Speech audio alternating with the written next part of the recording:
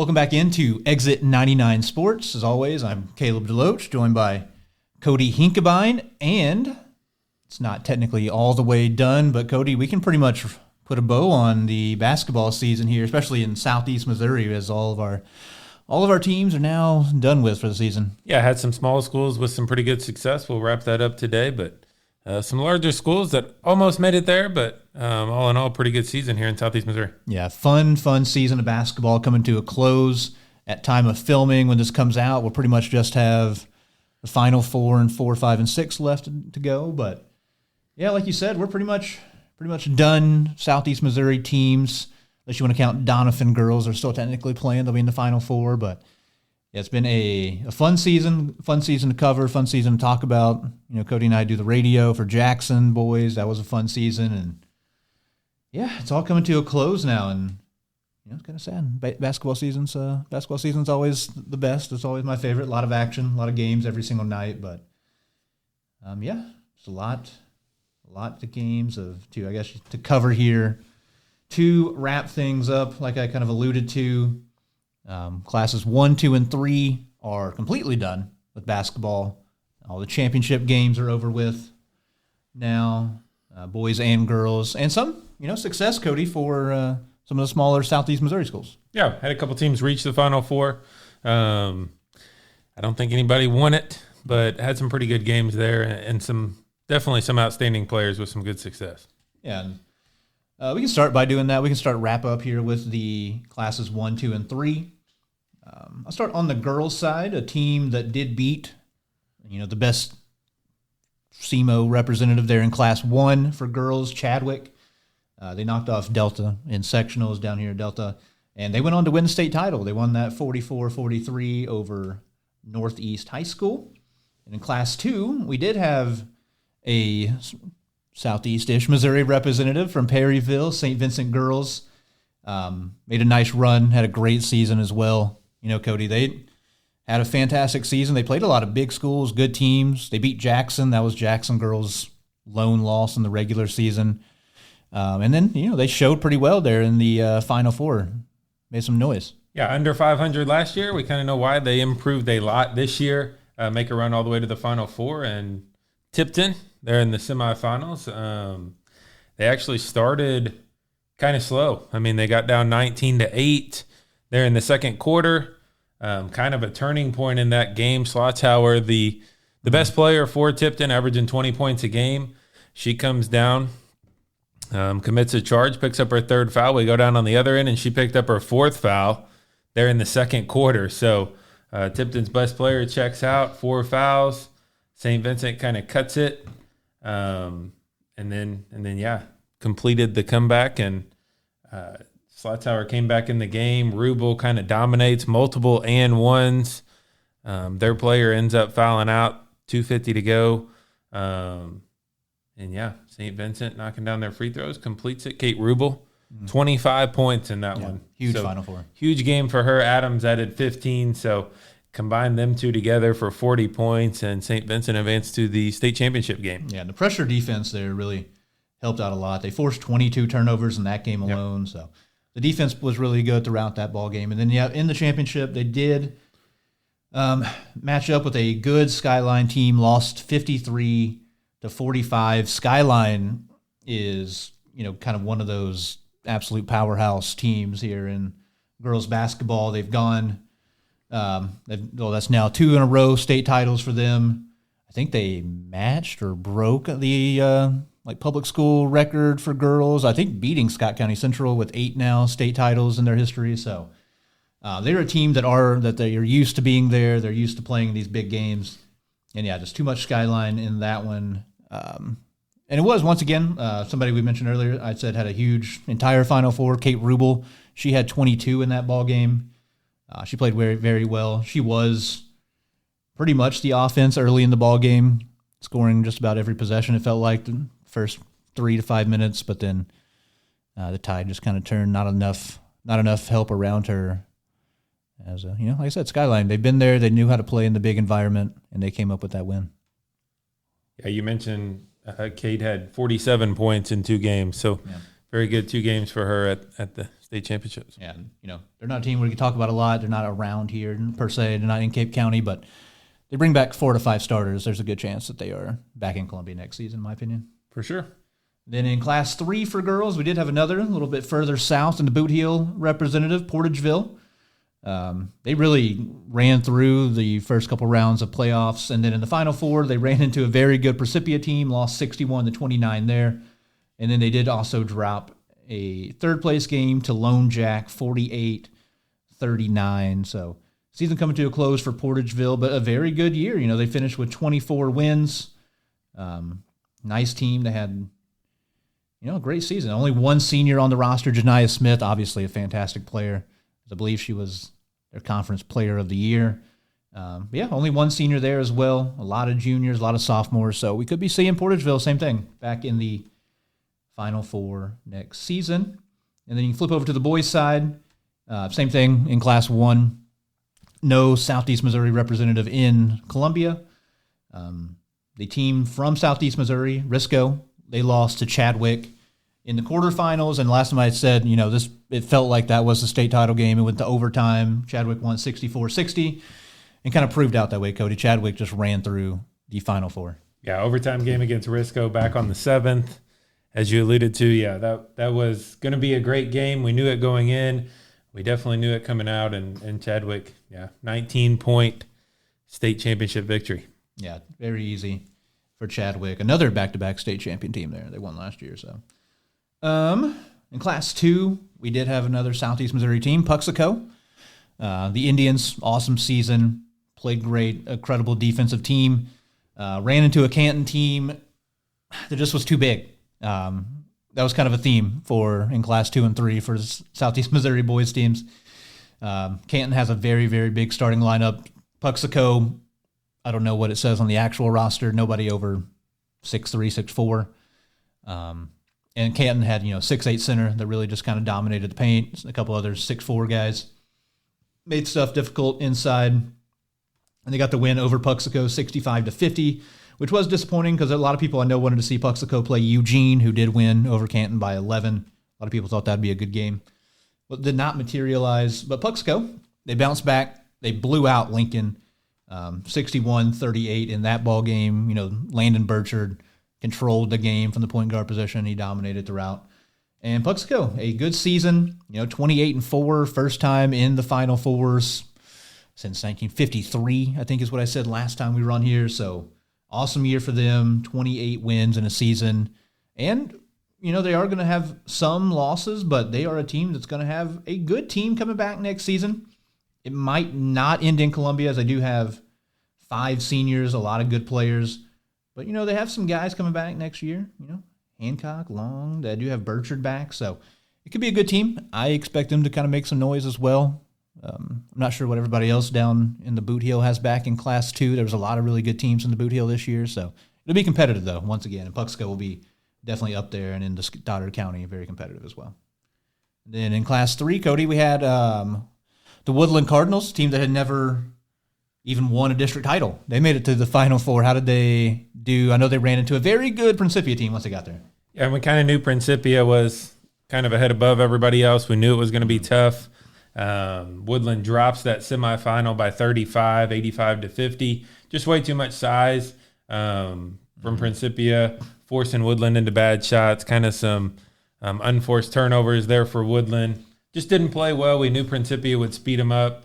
Woodland did cut it to 10 there, but Principia went on a run to push it up there. Never really got close in the second half. Yeah, and you could even say, especially in the first half, Principia wasn't even playing well, but they were just too big. I think their shortest player in the starting lineup is like 6'3", which is 2 inches taller than anybody on the entire Woodland roster. So it was just an uphill battle. Like I said, they were shooting like 25, 30% in the first quarter. But every time down the court, it was miss a layup, 6'9" kid gets a rebound. He might miss. The 6'7" kid gets a rebound. He'll probably finish it. So It was just tough once you got down inside for Woodland. But they did have a winnable game. They played well, but did drop that third-place game as well to Thayer, another good team, not too far out west of here. Yeah, kind of two teams we thought were evenly matched going in. Thought it was going to be a pretty good game, and it was. Woodland actually pushed it to an 8-point lead at halftime, took an 8-point lead going into the break, and then third quarter was really the difference. I mean, Thayer just came out in the third quarter, seemingly couldn't miss. They outscored Woodland 23-8 in the third quarter, and Thayer shoots 78% in the second half. So anytime you do that, you're probably going to win the game. Thayer does hold on for a 7-point victory in the third place game. Yeah, similar. It's not as egregious as Principia, but the Harrington kid, Devin Harrington for Thayer inside, just dominated in the second half. He was just getting every rebound, scoring at will around the basket. And then Woodland's a team that, they do lose a little bit to graduation. They do lose Hayden Van Gennep and Lane Lee, two very good guards on the team, but they do bring back a pretty good rotation of guards out on the perimeter. Corbin Kinder will still be there. Calvin Layton will still be there. McCormick inside will still be there. Just need to stretch them out, grow a few inches would help. But Jackson Schock will be back. So, these guys played well all season long. So they might take a little bit of a step back, maybe. But with the guys they do have coming back, super talented, could also take a jump themselves and kind of stay in that same stratosphere. And I don't have any doubt that they're capable of making a similar run they did this year, because they're going to be in a district, I assume, again with Scott City, and Scott City does lose a good amount themselves, so it'll be competitive again, I'm sure. Yeah, I can't say enough about Woodland season, obviously. Scott City next year will probably be looking for revenge. They do have some underclassmen coming back themselves, so be another pretty good district. Yeah, Woodland was so much fun to watch. You and I got to see them up close at the Christmas tournament. They were a lot of fun. And, they played a great schedule this season. They played a tough schedule. They took some losses, but, I think it made them better and got them kind of prepared for this time of year when they had to play close games, play good teams. And, they showed up when they needed to and got good wins down the stretch here and made a nice run. So it's definitely fun watching Woodland. I'll definitely be keeping up with them again next year, as they're bound to be very competitive once again. So. Sure. I guess we can jump up now in what we had going on this past week as far as some of the bigger classes. As class 4, 5, and 6, boys and girls, are now in the Final Four stage. And so they had sectionals and quarterfinals going on. A lot of good games, Cody. There was some very, very competitive games. Some teams still here in the Southeast Missouri region playing in those big classes. Yeah, started with Class 4 on the boys' side. Dexter and Potosi. Dexter came out of kind of the Notre Dame district. They lose by 4 to Potosi, so ends their season 14-14 does Dexter. Potosi kind of led throughout the game. But it seemed like Dexter matched them step for step there, Caleb. Yeah, they kept it close.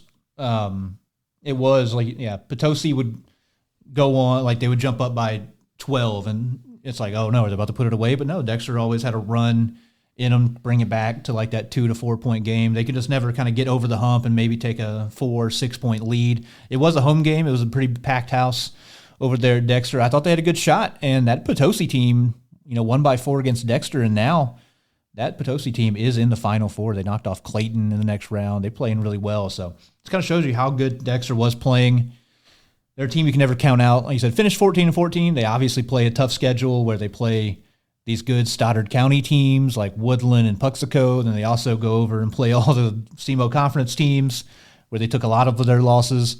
But yeah, a good season for Dexter. They bring back a lot of guys next year. We'll have them a couple times playing Jackson for sure, and there'll be a team that plays Notre Dame and probably be in the same district as Notre Dame. But Dexter only losing one senior. They're going to be tough. I guess we can go over to, actually, I'll flip over to the girls' side there in Class 4. That's where, Saxony's kind of the lone Cape County representative. They got knocked out in districts. Doniphan went on to win their district, and then they went on to beat Park Hill Central in sectionals, which is a big win. Park Hill Central went to the Final Four, went to the championship last season. Doniphan won there, and then they beat St. James by 2, and that was, they hosted as well. Doniphan did. So taking care of home court, getting a big victory. And they play a tough MICDS team in the Final Four. That's a team I watched Jackson girls play. They have one girl on their team that is awesome. And I want to say she's 6'2", 6'3". Super talented with the ball in her hands, can shoot. So it'll be a good matchup. I'm excited. Donovan. They were a team that, were out for revenge a little bit this season. I know they lost in the district title last season at Notre Dame, undefeated. So it'd be a good game. I'm excited. I'll definitely be checking that one out. It'd be 6 p.m. on the 21st. So yeah, that'd be the state semifinal. Their only common opponent this year is Jackson. So Jackson beat Donovan by 4, and then, as you mentioned, beat MICDS in overtime. So Jackson played good games with those two. Their only common opponent this year. Should be a great game. Yeah, and then back over on the boys' side, we had a Class 5 team in Southeast Missouri make it to the quarterfinals. Sikeston won their tough district, blew out Farmington in the district championship game, and they got to host the quarterfinal this year. I know that was an issue for them last season. They had to go on the road up to Vianney. Vianney playing in their smaller gym, comfort of their own gym, made a million threes and kind of blew out Sikeston in that ball game. But Sikeston, 1 point away, 1 play away, loses this one to Webster Grove 71-70. After, I think, Cody, the game got moved, right, due to bad weather we had. It was supposed to be a Friday night game. We knew the storms were coming in, moved to Saturday. And yeah, that Sikeston 2 of 14 from the 3-point line. It was kind of Webster Groves throughout. So Webster Groves had an 11-point lead at half. They were still up by 10 after 3. Just seemed kind of like you alluded to in the other game. Sikeston couldn't really catch up. But then in the fourth quarter, they did. Sikeston took their first lead of the game with 32 seconds to go. Yeah. And you feel like, I wasn't there, obviously, but the field house was probably rocking. Yeah, it looked like it was insane. And then Atkinson, I mean, you can't say enough about him. He comes down bucket with 24 seconds to go. And then Webster Groves gives some fouls, but gives some credit to Sikeston to battle all the way back, just fill up, just a few seconds short. Yeah, I mean, it was a great game. Webster Groves, they shot the heck out of the ball. Like, they had a couple guys that were knocking down shots. The Shewitt Pels kid was hitting threes. But, I mean, it was just the Scotty Atkinson show, man. I mean, he is so good. He's a guy that played at Jackson earlier this year, hit the game winner at the buzzer as time expired in overtime. And in that game, Cody said Sikeston took a lead with 30 seconds, and it was, I mean, Scotty Atkinson it felt like he could just flip a switch and be like, okay, well, I need to score here. Let's go do that. And he did. Like, Sikeston, because it was going nuts, Cody. Like, it was insane looking, because Sikeston took a lead on a Trace Sadler, like, come down the lane, 2-hand dunk, and it's like, boom, they did it. Sikeston's like about to win this game. And then immediately Scotty Atkinson's like, let me get it at the high post. Let me just get around somebody. Boom, lay up, left hand, easy. And you put Sikeston in on the back foot, and they turn it over there late. Yeah, I mean, that kid's crazy. Sophomore. PJ Farmer played well. He was trying to match him. Another guy going D1. He had a good game, 24 points, I think. Atkinson was at 27. Yeah, I mean, he's a problem. They have another freshman that's very good, Miles Simpson, played pretty well at times. If you're in Class 5 for the next few years, Sikeston, Cape, whoever, you're going to be going through Webster Grove, and it's going to be tough to get by them. I'll say that for certain. But yeah, it felt like, it kind of stinks for Sikeston. It felt like this was their year again. If you're Sikeston, some schools feels like this is our year for the first time in 20 years. Sikeston feels like they have this is our year potential every 5 or so years. They just keep producing crazy talent. But yeah, they had a great senior class, and I don't think that they're going to be bad next year. They're probably going to win 20 games because they're just a machine, but they are losing a lot off this really good season. Yeah, it's going to be tough. It's another one of those games that you felt like this could have been a game played at Mizzou Arena, but unfortunately they meet before the semifinals. Yeah, I agree with that, because looking at the rest of the semifinals, Webster Groves is playing Westminster, and then on the bottom half, Parkview from Springfield is playing Summit Christian from Kansas City. I mean, I think Sikeston and Webster Groves are probably the two best teams. Like, if you threw Sikeston on the other side of the bracket, I think they're in the championship playing Webster Groves. And so, yeah, that part stinks, but, great season. A lot of really good players we've got to watch now for a long time. PJ Farmer, Trace Sadler, both going to SEMO. Tristan Wiggins has been awesome throughout, point guard. He's graduating. LaCarrion McCray, him and Wiggins both also scored 1,000 points in their career. Yep. He'll be graduating. Chris Artis, He'll be graduating. I mean, they're losing a lot. They're obviously bringing back a lot. I mean, they're going to have good players. Their JV went undefeated. They're a factory, obviously, of talent, but it will be tough to replace these guys. It will be really tough. And part of me that calls Jackson games can say I'm glad to see them go. But the fan of just basketball side of me, kind of sad to see this really, really, really fun team, kind of lose a lot to graduation. But like I said, I don't doubt that if not next year, in a couple of years, there'll be another potential Final Four team. So that, just about does it on the boys' side. Like I said, Class 6, Jackson lost in districts. So nobody up there in Final Four for Southeast Missouri. You got Lafayette and Chaminade, St. Louis, and then Nixa and Oak Park from the west side of the state. So it'll be a good Final Four. Prediction, Chaminade, Oak Park. I'll be rooting for Oak Park to get over the hill, I think is my official statement there.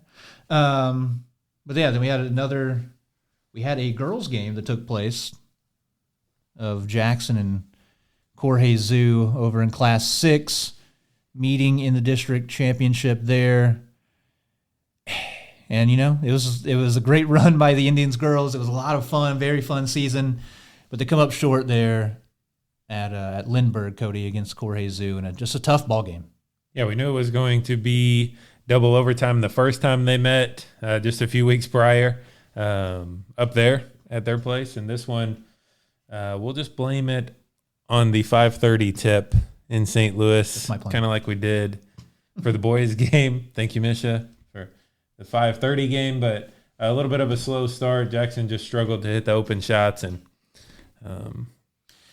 they didn't play bad. Like it didn't feel like there was too many turnovers. They weren't playing bad offensive, like taking bad shots. They played good defense. I mean, they only gave up 54.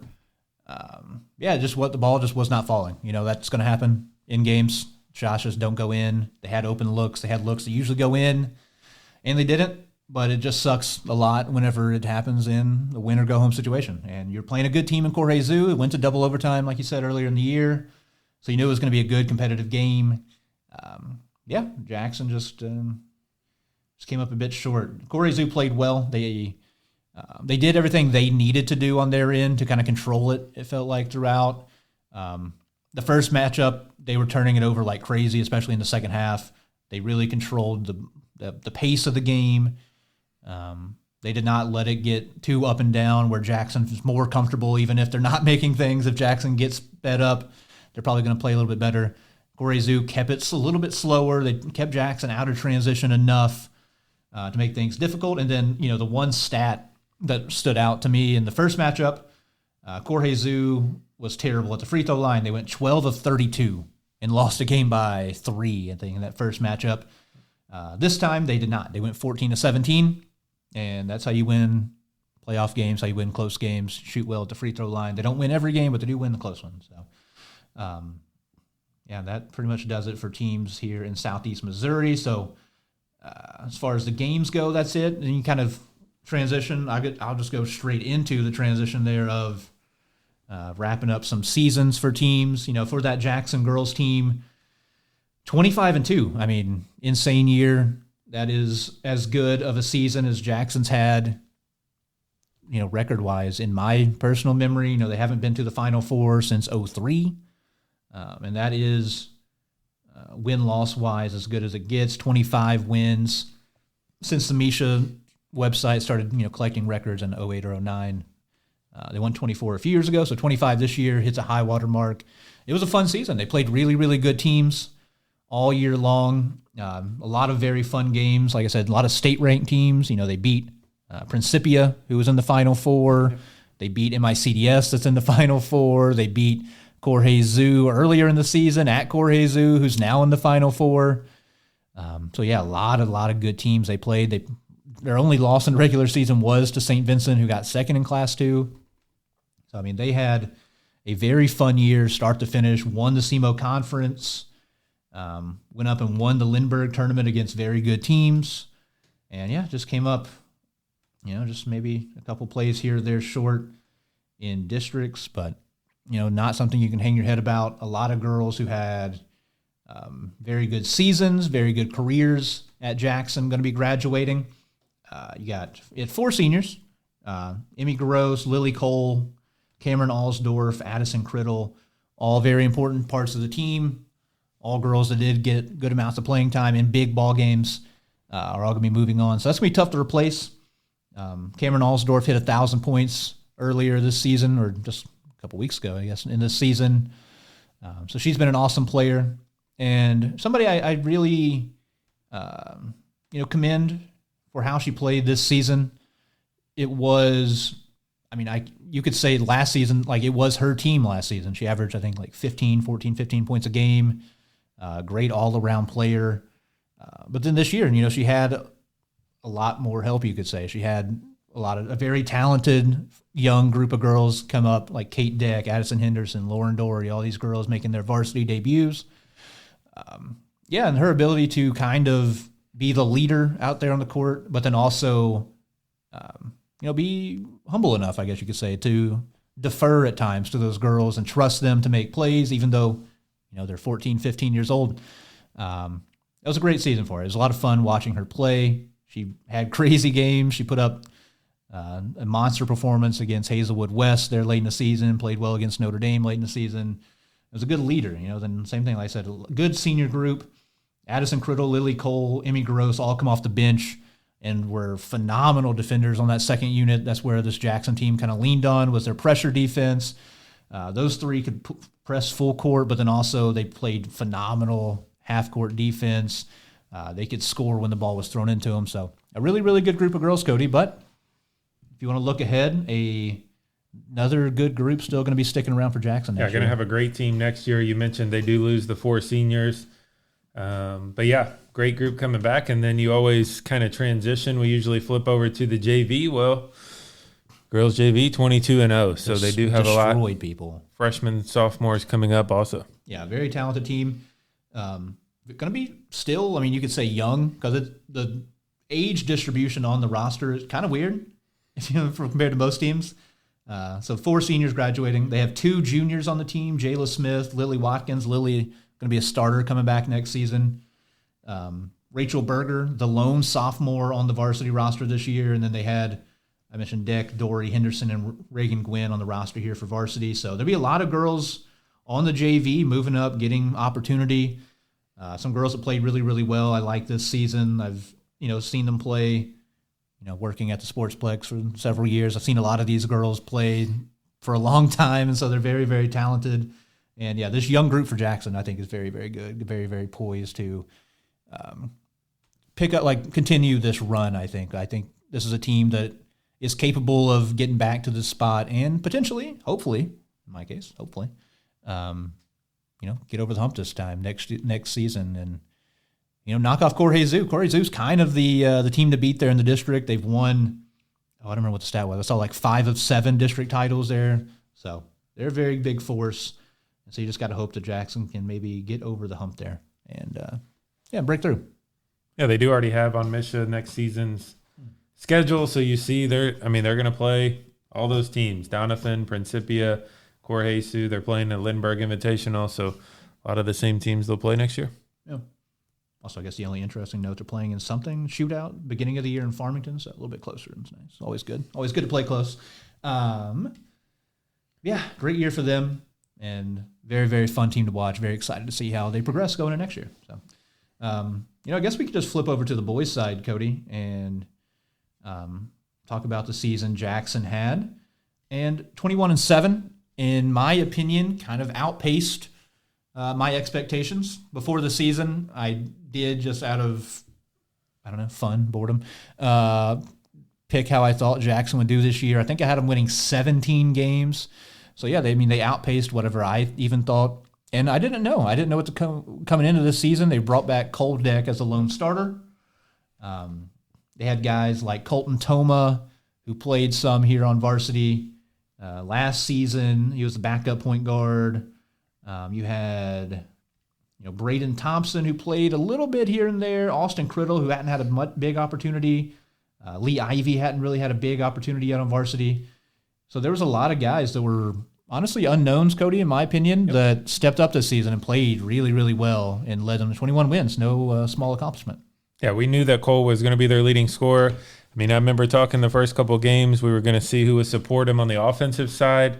Knew that Jackson was going to have an above-average defense and will again next year. But, yeah, Cole kind of led the way this year. Yeah, good season. Like from the very beginning, we didn't know what they were going to be like. And immediately my expectations actually went down because game one they played Owensville, who I will say I didn't have high thoughts of Owensville going into it. I knew they were well coached. But immediately Jackson hits a last-second shot to win that game against Owensville, and I'm like, I don't know, maybe 17 was optimistic. I don't know. But then they come back immediately, finish runner-up in their Borgia tournament, losing to that Principia team that blew everybody out this season.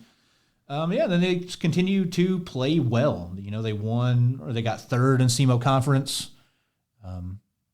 It felt like there in the SEMO conference, you kind of got that identity that there was going to be a real defensive team, and it might not always be pretty, but they were going to be able to win ball games. They kept doing that throughout the season, even against pretty good teams. Yeah, that was their calling card this season. That's kind of Coach Thomas' calling card. Do it on the defensive end. Maybe your defense will lead to offense, but definitely where they hang their hat on that end of the floor. Yeah, and they won the Christmas tournament first time in over a decade, so that was a big accomplishment, knocking off Cape in the championship. They won good games. The back stretch of the schedule was very tough. They lost ball games there, played some really good teams. And come up just short against Seckman in overtime. So it was a tough way to go out for sure if you're Jackson, a team that you had beaten pretty consistently historically up until that point. But they do fall there to Seckman. It was too bad. It was a district I thought Jackson had a chance to maybe win. I knew it was going to be pretty even district throughout. The top 5 seeds I thought could all be winners in that one, but a tough way to go out. And you look at the senior class, 6 guys: Gavin Allspaw, Lee Ivy, Colton Toma, Cole Dick, Austin Criddle, Braden Thompson, all another group that whole made big impacts on the team. I'm not going to be shy about the fact that Cole Dick, obviously insane, made the biggest impact. He averaged 25 points a game. I've been watching Jackson basketball since I was in school, so let's say 2009-ish till now.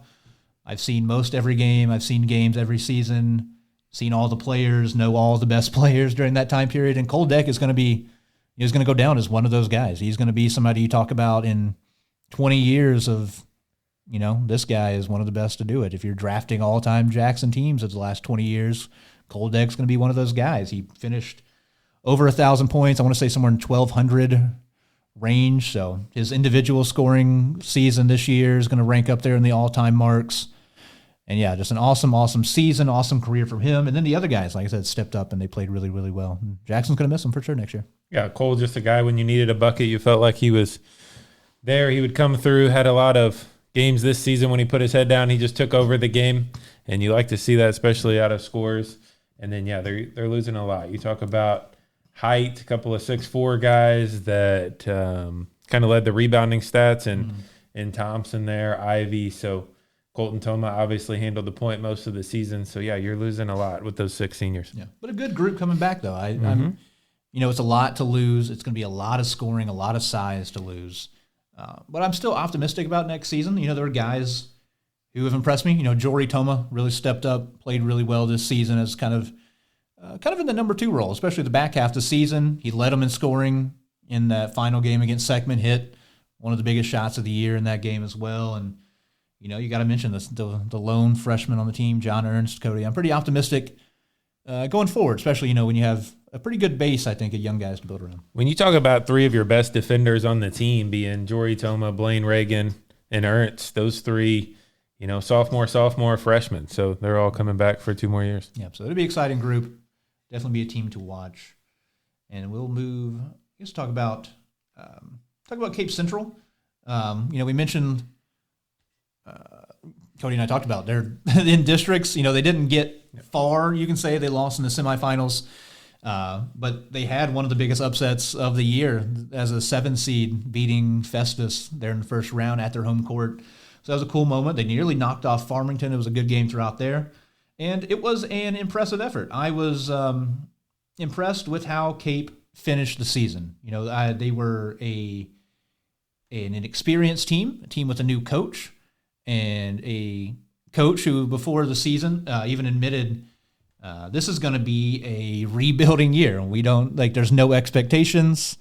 There's going to be a lot of girls stepping up into new roles, and there's going to be a lot of new going on. But yeah, Coach Summer McCauley, Purdue, a fantastic athlete back in the day as well, freak at everything at Notre Dame, all-time great volleyball and basketball player. Really turned them around. I mean, also just like she put up the best volleyball season maybe of all time at Cape Central earlier this year. But yeah, a good season that finished really well late. They won some games I was surprised by. They beat decent teams in the SEMO conference. They knocked off Kennett, they knocked off Dexter late, they knocked off Woodland. All teams that if you would have asked me, I thought would probably have knocked off Cape Central, and then they go and beat Festus in district. So a good starting point for sure. If you're Cape Central, you lose some seniors, but they really bring back a good group that I think that they can bounce back and maybe even have a better season than this year. Maybe get up over 500 and be pretty competitive next year. I kind of like what they have. Yeah, you beat a 20-win Festus team. Not easy to do, especially in the first round. But on their home floor, they do lose 3 seniors: Vincent, Furlow, and Moss, all 3 to graduation. But yeah, bring back most of the team. Yeah, good group. I know Jamie Dawson-Ide and Abby Davenport were all conference players, so both of them very good scorers. So I'm very optimistic. I'm excited to see how they grow, and if Coach McCauley Purdue can make them a pretty consistent, solid team here in the SEMO conference. I think it's definitely possible for them to do. And then we'll just jump over to the boys' side. A good season overall, I would say, Cody. It felt like there were multiple parts through the Cape Central season. There was a lot of uncertainty early. The boys and girls at Cape both had new coaches this year. Coach Lamont Frazier taking over, an experienced coach, but also filling in for Coach Drew Church, who had been around for a very long time, I think 18 years or so. So there was a lot of uncertainty. Came out. It was mixed reviews, I would say, early on. They blew out, win in their first game, then immediately lose second game. In a game I was kind of surprised to see them lose. But then they turn around and looked pretty good in the SEMO conference tournament. We saw them a couple times. They played Jackson, and they looked solid.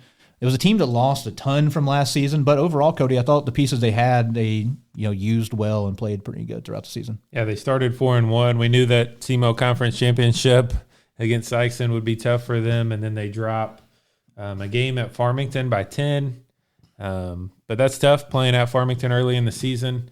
So 4-3 going into the Christmas tournament, and we know that Jackson defeats them in the championship of that one, but they go 2-1 against Jackson this year. So pretty good, just tough loss there at the end of the season. And that was a good post-Christmas tournament. It was a big jumping off point, I thought, for them. It felt like they embraced the defensive identity for them as well. A lot of people outside looking in, maybe a boring year for some of you watching Southeast Missouri basketball because you have Jackson, Notre Dame, Cape, kind of slower paced than maybe you're used to, very defensive heavy teams. But Cape went on a crazy run there, especially defensively. After the Christmas tournament, they win 7 straight games. Yeah, they won 7 in a row. Didn't lose in January. The defense was unbelievable in these games. 36, 33, 40, 42, 35, 34. And kind of culminated. They were hitting a great trajectory there. They win on a Saturday against Jeff City, a very good team. And then just snap of the fingers, it felt like everything kind of went the opposite direction. You lose Tyshandre Edwards to an injury on the season, and you have to play, or in that game, you get blown out at CBC. You have no Mills or Edwards. You have to play Principia. You get blown out. They do bounce back, play well against New Madrid, but then immediately play a great 3 quarters against Sykeston, lose that, though, by 19. You finish out the year with a couple of wins in games you should, and they did take care of business. And then ultimately, as we know, lose pretty big there to Sykeston. which felt inevitable. That Sykeston team has been phenomenal, but it was definitely, there was a point there where I thought Cape Central could be competitive and maybe even knock off Sykeston if we get into a win and go home situation with how they were playing before the Edwards injury. Yeah, depending on where that game is and everything. But yeah, without Edwards, it's tough to beat Sykeston at full strength. But you look at who they're losing; they lose 6 seniors. Yeah, big ones being Rivers and Mills. Yeah, the backcourt's losing tough. Yeah, they also lose Harris, Walling, McFerrin, Musgrave. When you look at underneath, though, I mean, you got Morris Young, Edwards, obviously, Spain, all coming back. So. Should be good in the post. Yeah, the front court's going to be very solid again. Yeah, you just got to find those guards to take those spots. Good year out of both of those guys in Mills and Rivers. Guys that are kind of stepping up into a bigger role this season. That it's kind of been behind talented, more experienced guards over the years, and they both look really good. Mateo Rivers, I mean, in my opinion, if it was a thing, I'd put him on first team all defense in the SEMO conference. Mm-hmm. He made people's life terrible, miserable out on the perimeter. Marquez Mills, really complete player. It was fun watching him. He could knock down shots. He was a high flyer. So, yeah, very fun team. And like you said, I think they have the potential to be good again next year. If Edwards is healthy and whatnot and everybody's back that you expect to be back, I think they could be competitive once again in a SEMO conference that has a little bit of flux going on. You don't know. Some teams are going to drop a little bit. Some teams are going to take a step up. So, Cape Central could definitely be in that void there. Yeah, you look at – we do the same thing when they're good. When you look over at their JV not as good this year. Just a couple of wins on the season. But, you look at who comes up and can fill in on the varsity. Yeah, so a good season for Cape Central, boys and girls. Good first year for Coach Frazier, 18-8. Good start. Felt like he, kind of established, it seems like, that he, wants to maybe dial back the pace a hair, establish defense, and they really adopted that identity, it felt like, late in the season, and I'm excited to see where it takes them next year. They're going to have good talent. Improvements, not always a straight line up for everybody, but I think Morris Young, Edwards, these guys can make a big jump and be really, really good once again. So I'll jump down to one of our other Cape County teams here over in Fruitland, over Saxony Lutheran, who we'll talk about over on the boys' side. Another team had a lot of change from last season. Kind of a late head coaching change hire there. They brought in Coach Darren Scott that had been at Jackson previously. They lose a lot of scoring from last year's team. Very good couple of years at Saxony. Lose a lot of those guys to the next level, so you knew they were very talented. So there's a lot of question marks. They do finish the year 17-18, or 7-18. They lose at Greenville in the first round of Class 3 District 2. And they're another team, it felt like they're kind of trying to figure out their identity. It is going to be, under Coach Scott, the defensive side for sure. And it's just kind of finding those guys to step up over on the offensive side, see what they have, and then put them in the right places to succeed. And I said I have belief that they'll be able to do that. I don't know necessarily what any plan is going for the future. I know they just hired a new athletic director, Mike Vipperman, I believe. So we'll see where they go from here. Coach Scott, good coach, been around for a while, has had a lot of success here at Jackson, Notre Dame, Poplar Bluff, other places. They lose 4 seniors, Owen Buckite, Austin Hunt, Wesley Keeney, and Jackson Wilson. But they bring back a pretty solid group of guys that I have a lot of optimism for. Nashawn Davis at times did a good job stepping into, kind of the lead guard role and, giving them buckets when they need them.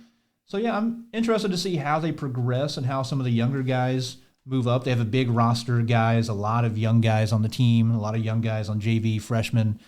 So it'll be interesting. I'll be curious to see how the progression goes and how, Coach Scott had a short turnaround, short runway there. So we'll see if him, Coach Abernathy, are both there in the same roles next season. And, see what they can do. I'm optimistic. I know those guys have had success, boys and girls basketball, in the case of Coach Abernathy. And so I have some faith that they'll be able to maybe turn things around, have a bit of a better season next year. And then speaking of needing a better season next year, the girls 3-22, Similar situation, a lot of change from last season. Last year, they had a very good team. They lose a lot off of it. Won 19 games a season ago, down to 3 this season. But it was a lot to lose to graduation. They're going to. It was something you kind of expected going into the year. Didn't know how it was going to pan out. Tough year. They play in the SEMO conference. A pretty good year for the SEMO conference in girls basketball. Obviously, Notre Dame solid. Jackson was 25-1. So it was going to be an uphill battle at times for them. And they lose 3 seniors in Camille Ritchie, Faith Dreyer, Tamora Criddle. Some of those girls that have been on good teams, have played well throughout their careers, going to be moving on. But you look at them, and it's a similar situation with Jackson, how they're built heavily on younger girls and underclassmen, and the roster distribution kind of interesting. When you look at it, one girl that's a junior on the entire roster, Tally Renshaw, and then on the varsity you have 3 sophomores, and the rest are freshmen. So you expect. I expect a pretty big jump out of them next season, Cody. A lot of good players and a team that's used to winning, definitely over at Saxony. So I think they'll be able to turn it around. Coach Chris Crawford, good coach, and Chuck Williams assisting him. They definitely both know girls basketball pretty well, and both have had good success. Yeah, and see what class they're in. I mean, depending on how you do, we know in these private schools, depends on what class you're in the next year. So not sure exactly where they'll shake out. Yeah, and then I guess we can move on to the next team, talking about you don't know where they're going to end up being maybe. We'll go talk about the Notre Dame girls. They were in Class 6, District 1 this year. Felt like a little bit out of the depth there a little bit. You kind of gotten a lot of good play the last few years and has bumped them up to the highest classification in girls basketball. We know coming into the year some of the losses they had on the roster. You lose 3 potential D1 girls, you're going to take a step back. They still played pretty good basketball throughout the season. They were, overall, I would say, probably the number 2 team in the SEMO conference. Finished the year 13-15. So a good season for the Notre Dame girls. They got second in the SEMO conference tournament to Jackson. They fell to Jackson, obviously, in districts as well in the semifinals. And, you look at the postseason play, and you might wonder if it does turn out maybe a little bit differently if you are in, more around where your, class numbers line up. Right. And I'm not sure exactly how that goes. We'll see if there's any changes, if they drop down 1 or 2. I'm not totally sure how that always shakes out, but a good year for them. They played well throughout. They had good wins. They took care of business most of the season against SEMO conference teams, with the exception of Jackson. They also lost at Dexter, close game. They played pretty well. They were a good team to watch, and they were led on the inside by some pretty talented players. Liza Barnett, Olivia Wagner, very good in the post. Yeah, I think there's going to be a little bit of a drop from those two, especially inside. They're going to lose quite a bit of production and scoring, especially down the stretch. Liza Barnett, I thought, played really well. She really carried them offensively, had a ton of double-doubles, double-double machine. Olivia Wagner, good player throughout the year. Skylar Kraft, good guard, good shooter. So there's going to be some losses, but I am optimistic about some of the girls coming back that I saw that I really liked. Mia Panton, very good player out on the wing, has good length and size, athleticism, and a good shooter as well. Yeah, I don't think Notre Dame will be hovering around 500 for long. I think they're going to have a good group, few good years coming up here over the next few seasons, and keep building on this pretty solid year overall. Trying to look at their roster. Sophia DeJournet, I also like. She's a girl I've seen for a long time in those younger grades. It's always been pretty good on the parochial league circuit. Right. So they do lose a decent amount though, Cody, but I'm pretty optimistic. Anytime you lose 5 seniors, it's going to be big. As you mentioned, only 2 juniors on the roster this year. So Mia and Caleb, we'll see if they carry the load next year. Yep, so a good season for them, but I'm expecting them to continue to play at a high level, continue to be one of the more competitive teams in the SEMO conference. But then you flip over to their boys' side, and, they finished the year 14-14. They lose in the district title to Dexter, heartbreaking 2-point game. Game I thought they would win. They could win. And it's, you want to talk about a team that's going to be losing a lot. There is no team in Southeast Missouri, maybe in the state, maybe in America, that is going to be graduating as many seniors as Notre Dame will this next year. Yeah, 10 seniors. Almost impossible to replace all that. But if you're going to, you do it with a very, very good JV team, as Notre Dame has this year. Just 2 losses on the season for their JV. And, impossible to replace 10 seniors. But as you go down through the list, Caleb, but they will try to do it next year. Yeah, and, this is going to be a lot to replace. They had a good year, 14-14, 500. Doesn't look great maybe over on the, if you look back 10 years from now, but they had a good year. They started out slow. I was worried about them early on. They go to Charleston, lose. They lost a couple games in the SEMO conference tournament, lost to, a great team in Sikeston, and then lost a close one to Jackson. But then it felt like they started to bounce back. Even in a loss, they played well at Sikeston just like a week after the SEMO conference tournament. Kept that competitive. They played pretty well in the Christmas tournament. They got, I believe, 5th place there. They did play in maybe the worst basketball game of all time against Charleston. Both teams shot. They held terribly. Charleston to no field goals in a quarter. Yeah, exactly. We're not focusing on the 10% shooting. We're focusing on the incredible defense. 26 points held in a game. Phenomenal. But no, in seriousness, they played good basketball. They closed the season playing well. It didn't always result in victories. They lost a close one to a good Woodland team. They lost in overtime to a good Borgia team. Yep. They lost close to a good Farmington team. But they did pick up good victories here and there. They knocked off Hillsboro, who's a solid squad. They won at Poplar Bluff, big. Then they beat that Dexter team that ended up beating them a couple weeks later by 20. So a good year, and a lot to make up for. Like we keep saying, 10 seniors is a lot to kind of make up for. We did say the JV is very, very good.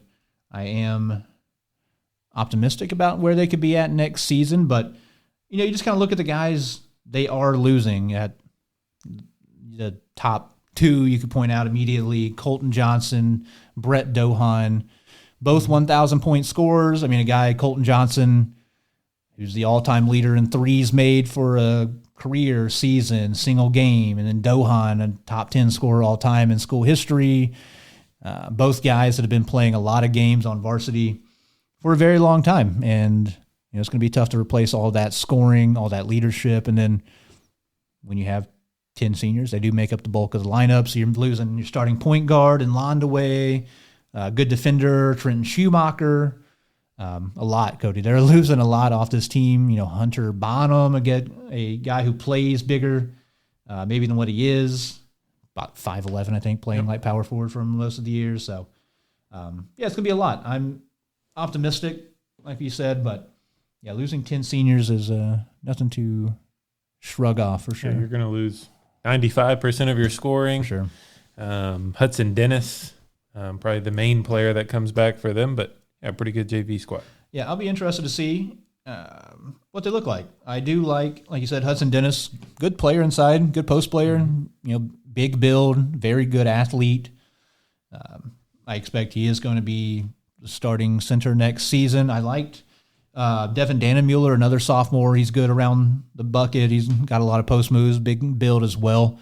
But then it's just going to be kind of the unknown. Like you said, we know that they've won a lot of games against JV teams and freshman teams, and Cody has been reffing their games for a long time, parochial league, all the St. Vincent kids. But a lot of St. Mary's, St. Vincent kids, a lot of Sportsplex on the weekend, a lot of Sportsplex kids, a lot of travel ball kids. They're gonna be okay. Yeah, I think they're gonna be good. And like I said, they took it to a lot of good JV teams. We saw them play Jackson, knock them off a couple times in some of the games we called. So they'll be a good group. I'm very excited to see how those those young kids transition up onto the big level, and it'll be interesting. Cody, looking around just off the top of the head around the SEMO conference, Sikeston won't be bad, but they are going to be down a hair. They're going to lose a lot of talent.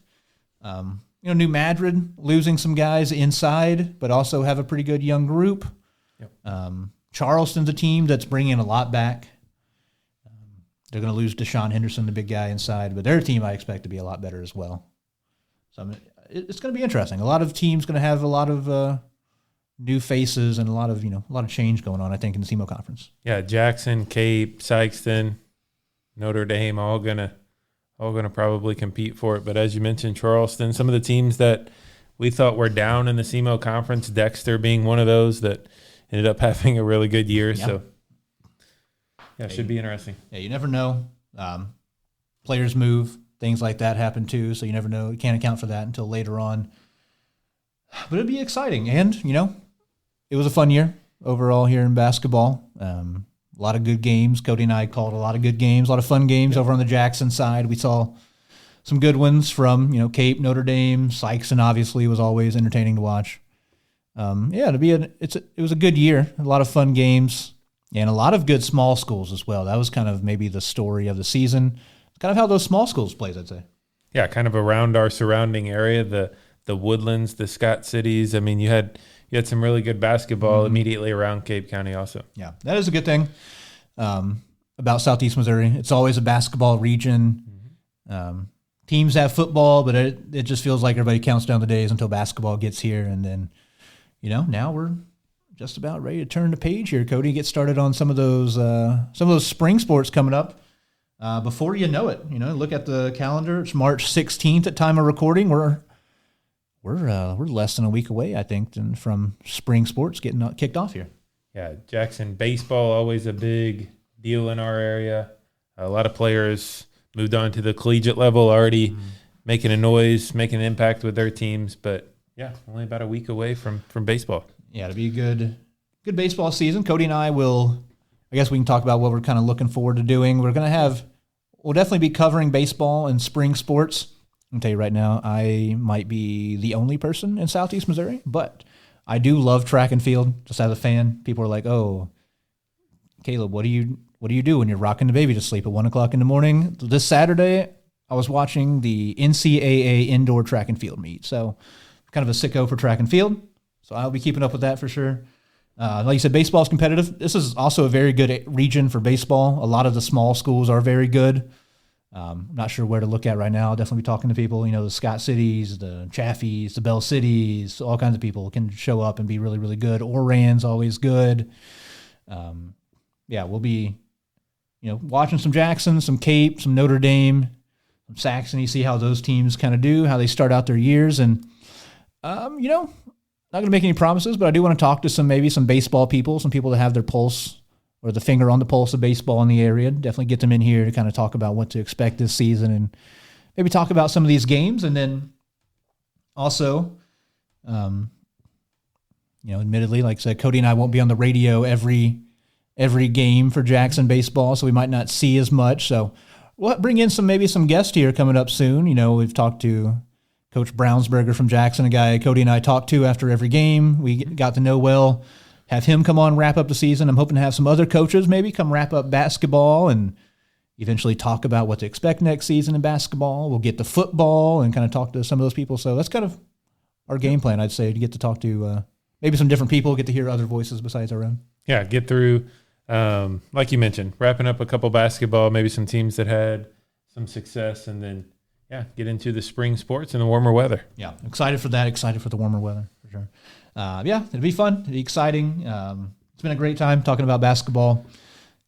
Best of luck to all the seniors that will be graduating, doing whatever it is you do after high school. It's been a lot of fun watching them play.